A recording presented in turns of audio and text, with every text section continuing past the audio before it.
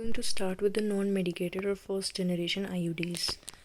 तो जो हमारे पास non medicated first generation IUDs हैं वो हमारी पॉलीइथाइलिन सिल्वर कोट से बनी हुई होती हैं। जो उस पर कोटिंग होती है वो सिल्वर की होती है।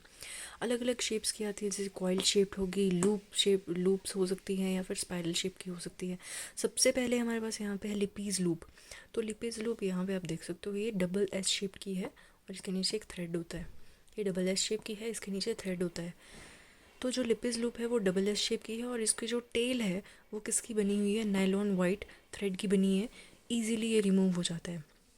अब एक और चीज़, जो लिपिस लूप है वो उसमें क्या रहता है, आपका बेरियम सल्फेट रहता है। जो लिपिस लूप है उसमें आपका बेरियम सल्फेट रहता है। और ये जो बेरियम सल्फेट है ये काफ़ी इसलिए ज़रूरी हो जाता है क्योंकि एक्सरे में आपको ये लिपिस लूप ईजिली विजिबल हो जाएगी बेरियम सल्फेट के होने की वजह से। तो बेरियम सल्फेट आपके लिपिज लूप में प्रेजेंट होता है, उसकी वजह से एक्सरे में आपको इजीली विजिबल हो जाएगा लिपिज लूप। नेक्स्ट एक्शन क्या है भाई इसका, लिपिज लूप करती क्या है एक्चुअल में, तो फॉरेन बॉडी रिएक्शन। इसमें कोई कॉपर प्रेजेंट नहीं है, कुछ नहीं है इसके सरफेस पे। जैसे आपका सेकेंड जनरेशन में कॉपर प्रेजेंट होता है, कॉपर IUDs होती हैं।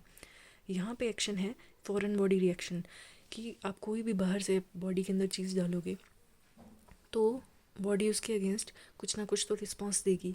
तो यहाँ पे भी सेम थिंग, यहाँ पे भी वही सेम चीज़ हो रही है कि फॉरेन बॉडी रिएक्शन होगा। फॉरेन बॉडी रिएक्शन में क्या होगा, आपकी एंडोमीट्रियम जो है उसमें कुछ चेंजेस होंगे। जो सबसे इनर वाली लेयर है उसमें कुछ चेंजेस होंगे, फर्टिलाइजेशन जो होगा यहाँ पे डिक्रीज हो जाएगा। अब बात करते हैं इसके लाइफ स्पैन की। तो जो लाइफ स्पैन है, जब तक आप इसको यूज़ करना चाहो, जब तक आपको कोई साइड इफ़ेक्ट्स नहीं हो रहे हैं, अनटिल और अनलेस कोई साइड इफ़ेक्ट आपको नहीं हो रहा है, तो तब तक आप इसको यूज़ कर सकते हो। इसका कोई पर्टिकुलर लाइफ स्पैन नहीं है कि 5 साल यूज़ करोगे, 10 साल, जब तक चल रही है चलने दो। अगर कोई साइड इफ़ेक्ट्स आ रहा है तो छोड़ दो। नेक्स्ट इज़ जो ग्रेफेनबर्ग रिंग। तो ग्रेफेनबर्ग रिंग जो है हमारे पास कुछ इस तरह की दिखती है, कॉइल्ड रिंग है।